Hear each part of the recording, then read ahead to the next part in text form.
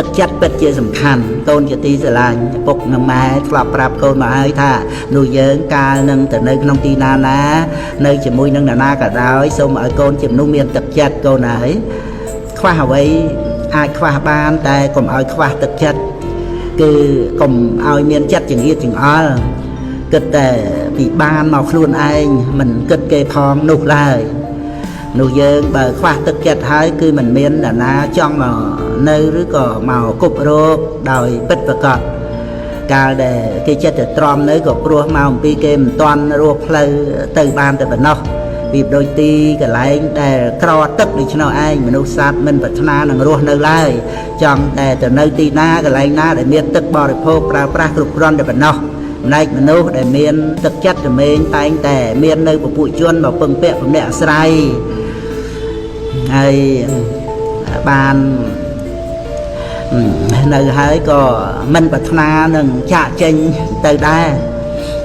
សូម្បីដល់ទៅថាទីកន្លែងចង្អៀតក៏ចេះតែនៅបានដោយពាក្យថាចង្អៀតកាយកុំតែចង្អៀតចិត្តកូនដឹងយ៉ាងនេះហើយគួរតែព្យាយាមធ្វើខ្លួនឲ្យជាមនុស្សមានទឹកចិត្តជាពិសេសនោះគឺថាជាមួយមនុស្សដែលនៅចិត្តគ្នានឹងកូនហ្នឹងមនុស្សដែលកូនត្រូវពឹងពាក់អាស្រ័យគេដើម្បីជួយធ្វើការងារអីដូចជាកូនឈ្នួលឬក៏កូនចៅនៅក្រៅមួយវាតជាដើមអ្វីដែលកូនអាចជួយបានកូនជួយគេទៅកូនត្រូវចាំថាមនុស្សដែលមានតម្លៃគឺមនុស្សដែលគេត្រូវការមនុស្សដែលមានតម្លៃគឺមនុស្សដែលគេត្រូវការអ្វីក៏ដោយឲ្យតែគេត្រូវការរមែងមានតម្លៃជាសំខាន់ទៅទៀតគឺរបស់ក្រមនុស្សមានទឹកចិត្តកម្ររស់ណាស់នៅក្នុងលោកថែមទាំងណានាក៏ត្រូវការមនុស្សដែលមានទឹកចិត្តដែរណាកូនក្នុងគ្រួសារក្នុងភូមិស្រុកទាំងក្នុងសង្គមជាតិសុទ្ធតែត្រូវការមនុស្សដែលមានទឹកចិត្តនេះណាស់ដូច្នេះកូនត្រូវតែជាមនុស្សមានទឹកចិត្តអ្នកណាដែលធ្លាប់បានធ្វើល្អធ្វើប្រយោជន៍ឲ្យដល់កូនកូនត្រូវកុំភ្លេចគុណបុណ្យរបស់អ្នកនោះកូនត្រូវតបស្នងសងគុណដោយទឹកចិត្តប្រកបដោយកតញ្ញូតាធម៌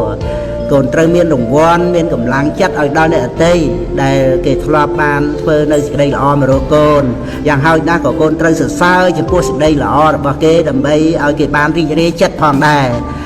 ការអើពើដោយទឹកចិត្តនេះឯងណាកូនគឺជាមុនដ៏ពិសេសសម្រាប់ឆក់ស្រូបអ្នកដទៃឲ្យគេមកស្រឡាញ់រាប់អានកូនទន់ភ្លន់ចំពោះកូន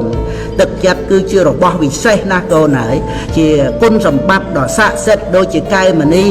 ដែលអាចធ្វើឲ្យមនុស្សមានរូបមិនស្អាតហ្នឹងទៅជារូបស្អាតបានដូច្នោះឯងមិនត្រឹមតែប៉ុណ្ណោះទេសូម្បីសេចក្តីល្អជាគុណបុណ្យកុសលផ្សេងក៏ធ្លាក់ចុះមកចូលក្នុងចិត្តសន្តានរបស់មនុស្សដែលមានទឹកចិត្តនេះឯងទឹកចិត្តគឺជាសេរីសួស្តីនៃជីវិតណាកូនសម្លាញ់